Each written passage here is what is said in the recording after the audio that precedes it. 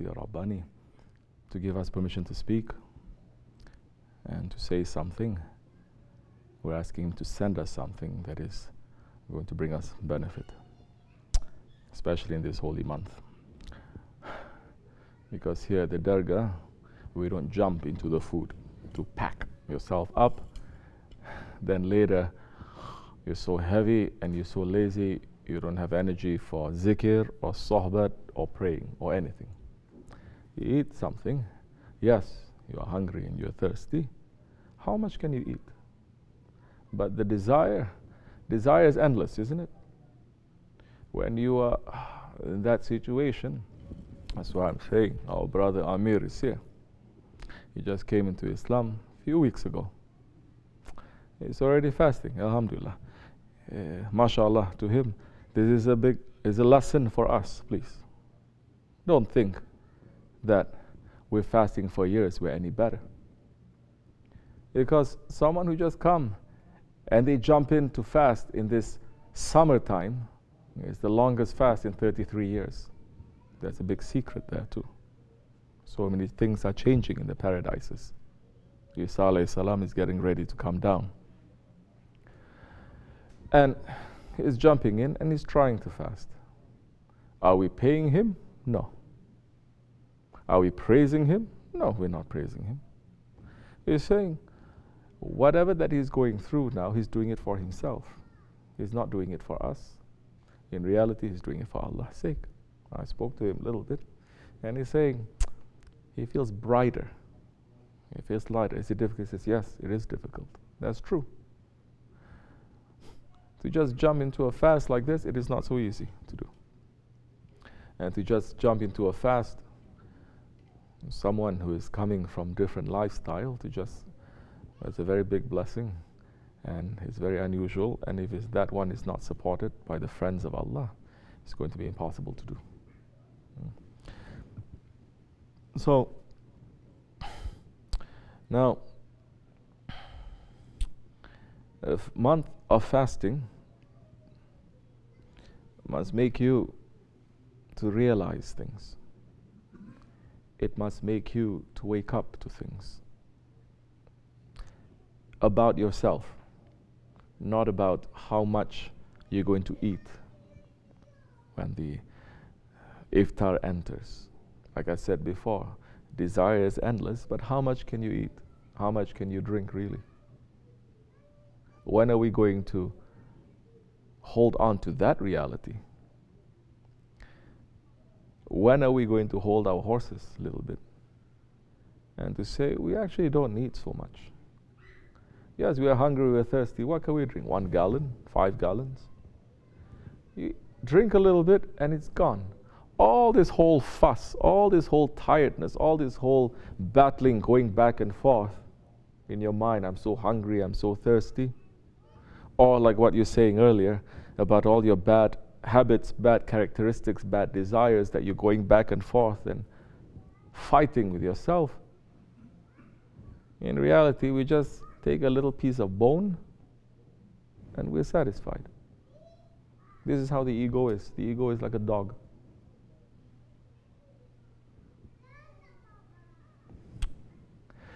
Like what Maulana Rumi is saying, one day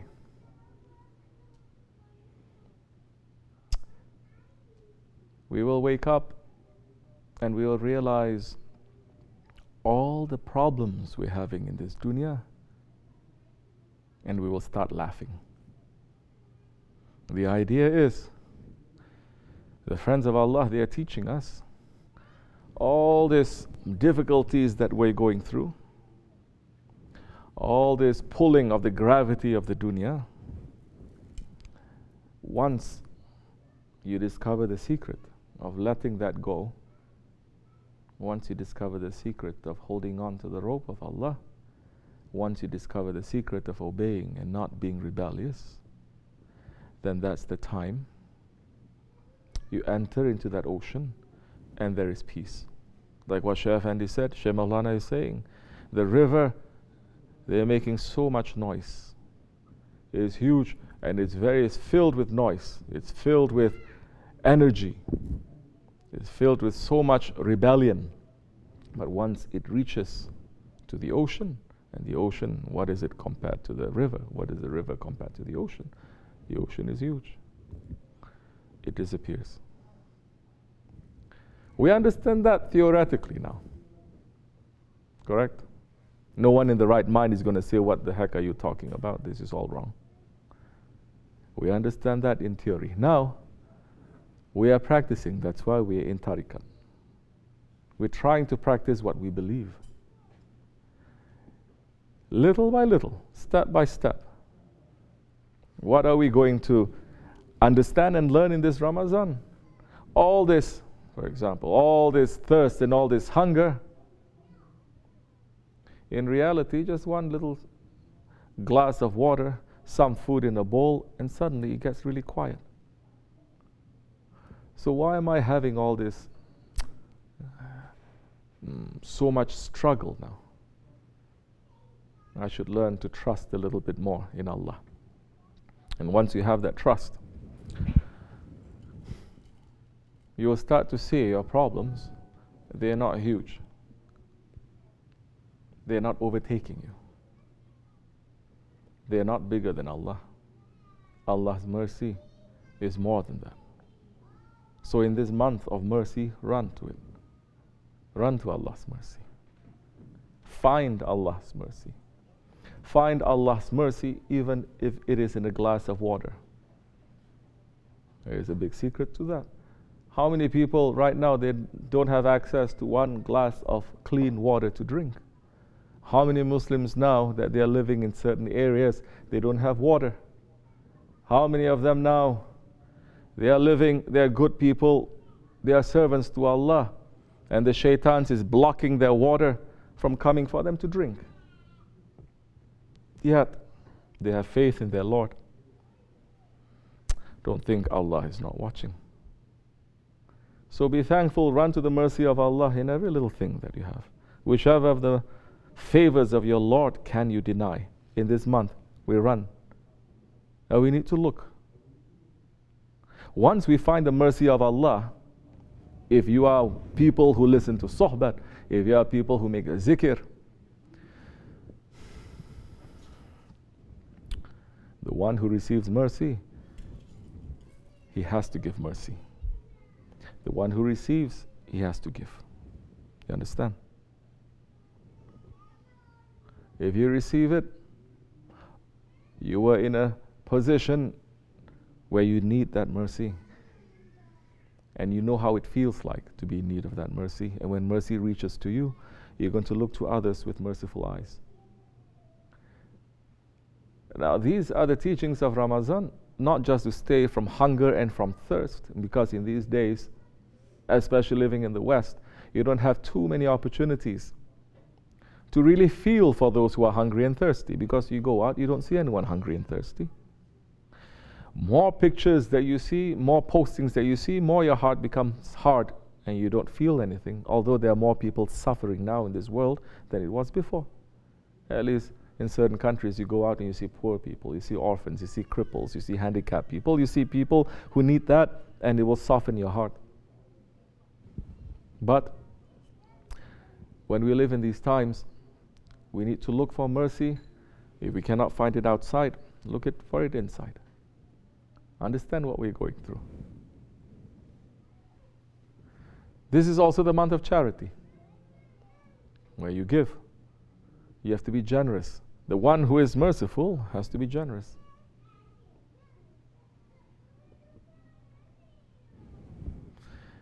Now, you had a question. It's very honest. Some people saying that if you have,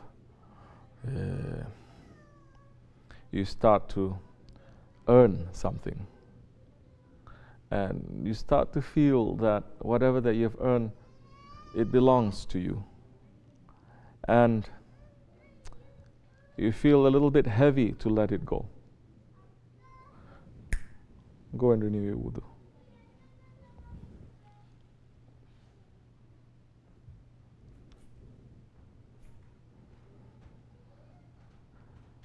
You feel a little bit difficult to give it.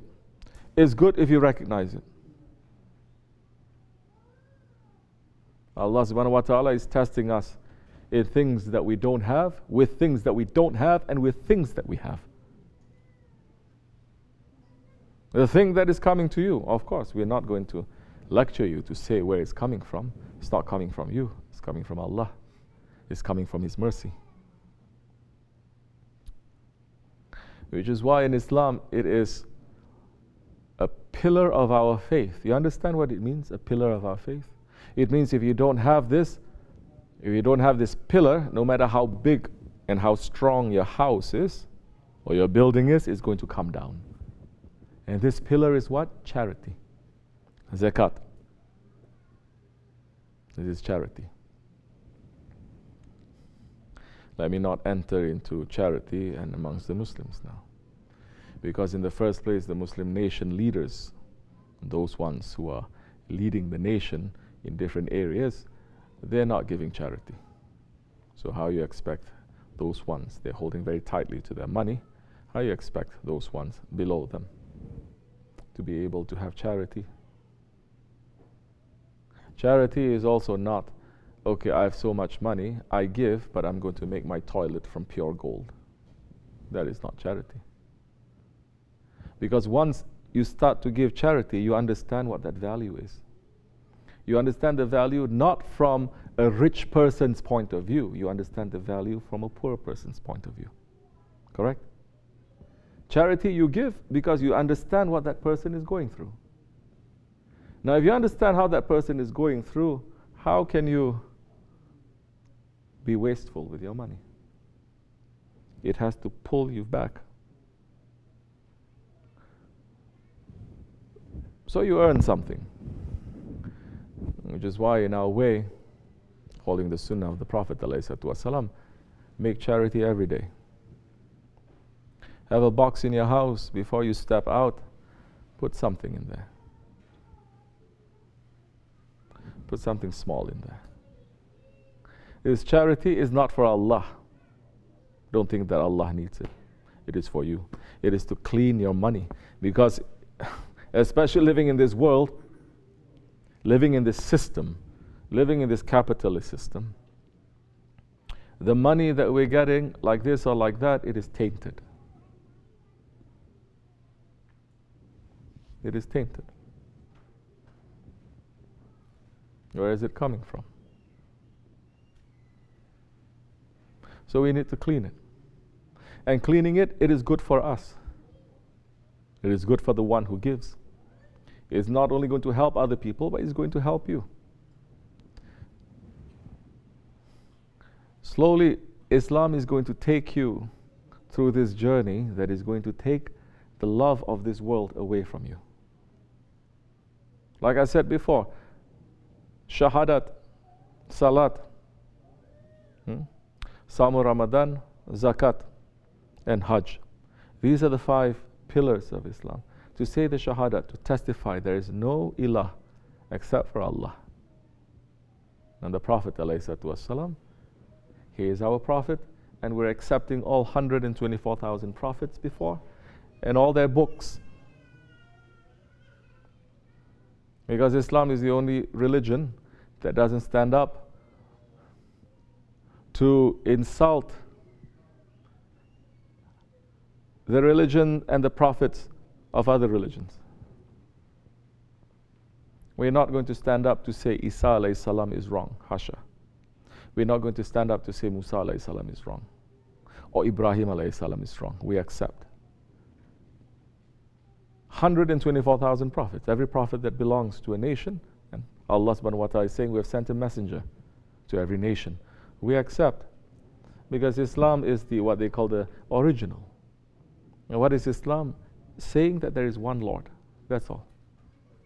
And that prophet who came is going to bring you to that Lord. So now, Shahadat, once you start saying the Shahadat, once you start believing in it, that is not enough. That is the core. That is a seed. Now it has to be protected. This is where the Salat is. Your prayers. Because your prayers now 5 times a day, you're going to pull yourself away from this world. Because this prayer has nothing to do with the world. It has nothing to do with the world. And this prayer, even the movements of the prayer, it is not from this world. It is from the heavens. It is from the paradises. Even the movements. And these 5 prayers, all 124,000 prophets, they're praying 5 times a day. But it's only given to this nation as a nation. This is one of the gifts that Allah subhanahu wa ta'ala is giving to the nation of His most beloved one, alayhi salatu wasalam. You pray. Then what do? After you pray for 5 times a day, that everyone is continuously, there are people praying to Allah subhanahu wa ta'ala in every country, in every time, in every minute, in every second. But that's different times. But for 1 month, every year, the whole believers are going to get together. All the Muslims are going to get together.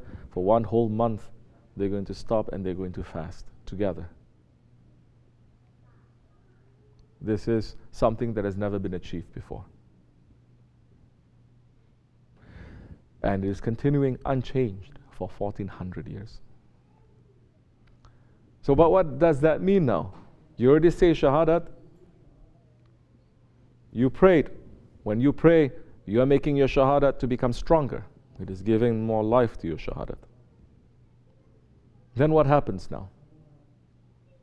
That Shahadat now becomes a prayer, and the prayer now, the next one is what? Is fasting.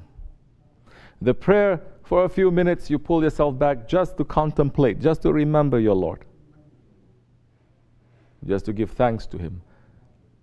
And you're making your body now move in the position and in the actions of the angels. And now, in the month of Ramazan, we're going to imitate more the angels.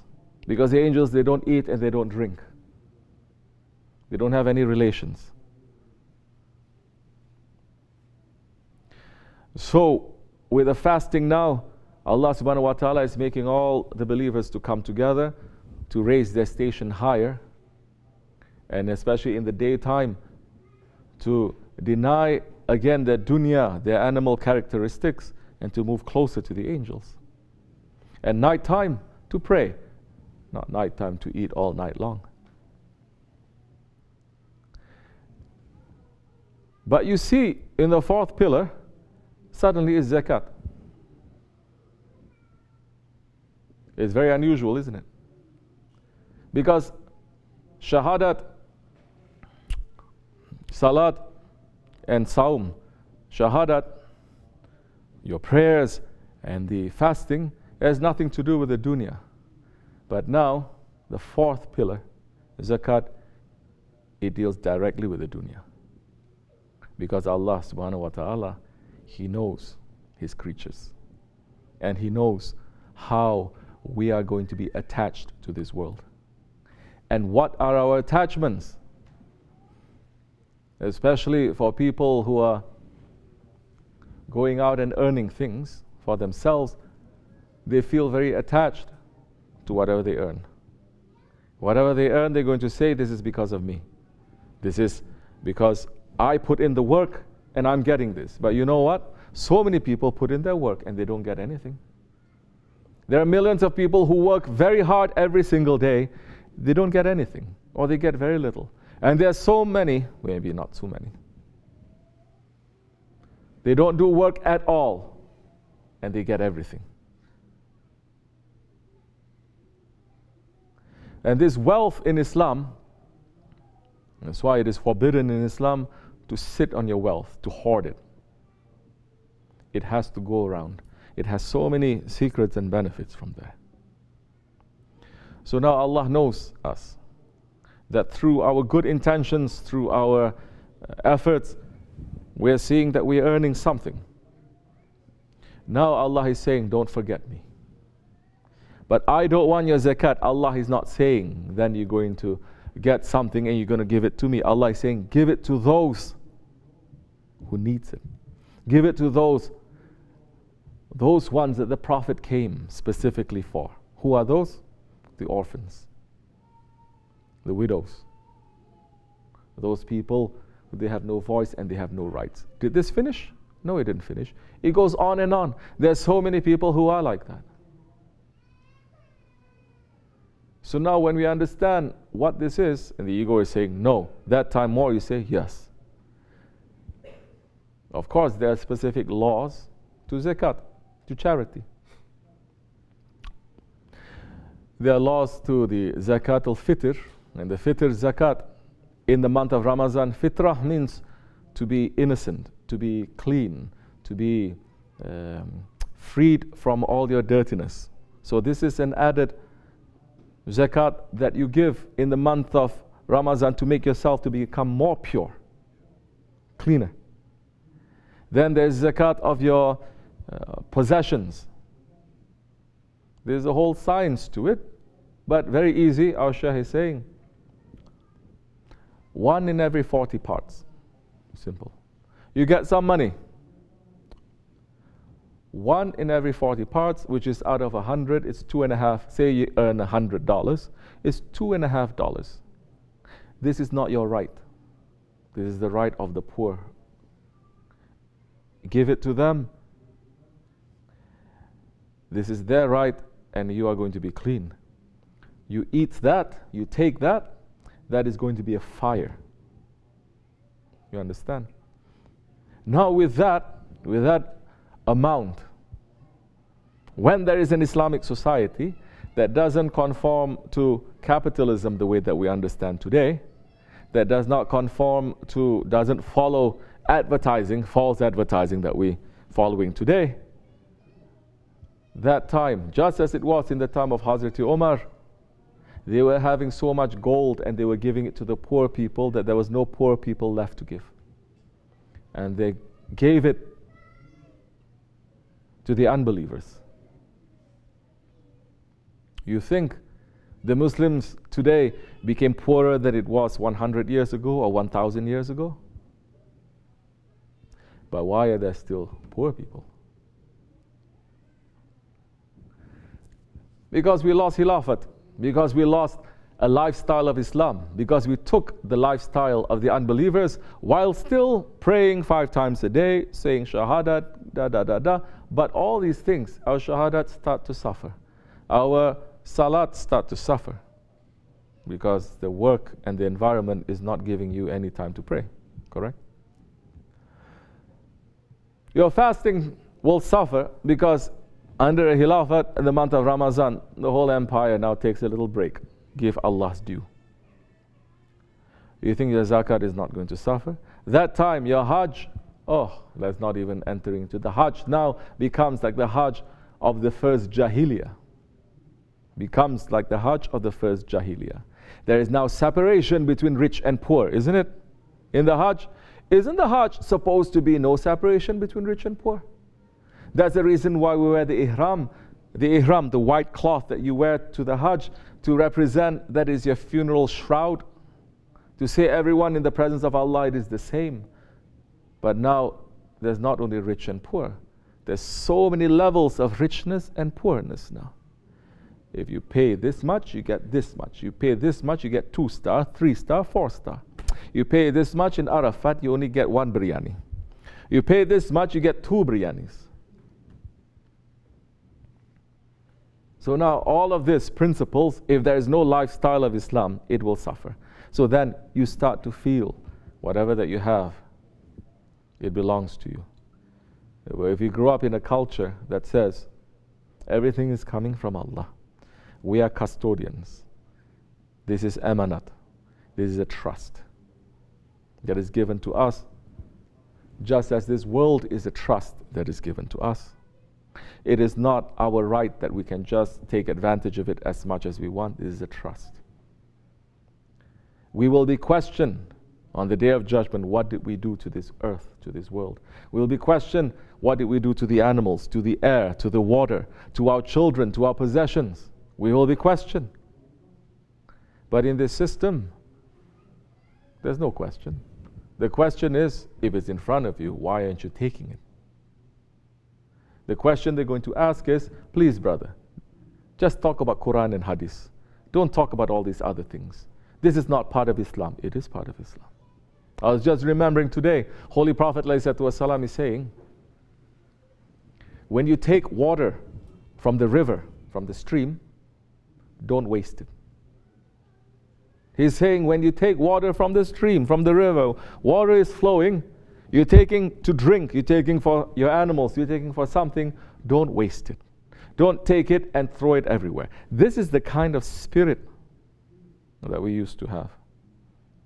We lost that now. Ramazan is supposed to make us to think and to consider. There should be times when people are speaking about this. But we have lost that a little bit too. You understand? We should pull ourselves back. We should take lesson. Does it apply to us? Yes, it applies. Take lesson. This lesson, it applies to us. Because in these days, people are more worried about what the other person is going to think. This other person is going to think. Other people are going to think. But their last worry is about Allah and His Prophet. They say Allah and His Prophet, no, they forgive. They don't care. But I worry about what other people think. No, it is not. The awliya Allah, they're very worried about Allah subhanahu wa ta'ala. Because they are in love with their Lord and with their Prophet. And they don't want to do anything that is going to make them to feel a little bit unhappy or a little bit upset.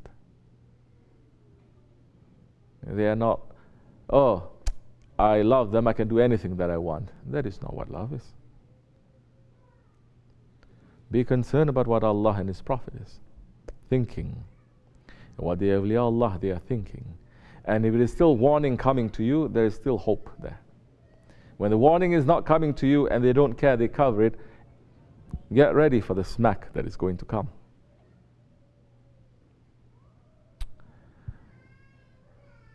None of us are here and we are claiming to be friends of Allah. Everything that we see that is in front of us that is wrong, we take that for ourselves. We don't say, no, that's for him. That's for him, it's not for me. We take it for ourselves. To say this applies to me, that is a sign of a believer. A believer is not going to say, oh, he's talking about this doesn't apply to me at all. That time no benefit is going to give to you. That time he can read the Quran Karim and say these words don't apply to me because I'm not this nation, I'm not from this nation, I'm not from this disobedient people that Allah is speaking, I'm a good one. That time shaitan has already sat on your shoulders, your ego is already sit in your heart. While still being very nice, you think that you have achieved somewhere.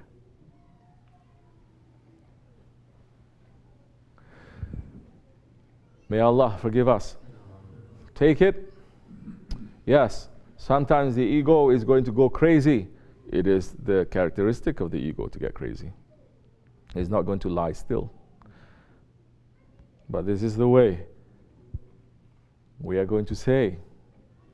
And whenever we say something generally. And we always say, if it fits you, take it. If it doesn't fit you, don't take it, leave it. Who takes it? I will take it. I say these words belong to me. They're for me. But if you say it doesn't belong to me, or it should not belong to me, it is up to you. But be very careful now. May Allah make us to be more careful in this month, inshallah Rahman. You understand? So it is natural for the ego to say this is mine, and this is mine, and this is mine. Start giving sadaqah. Once you start giving, something will change in you.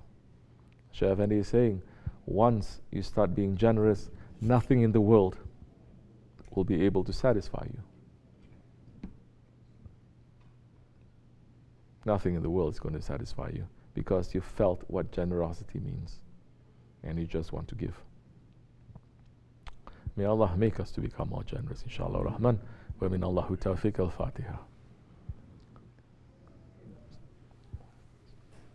Amin. Assalamu alaikum wa rahmatullah.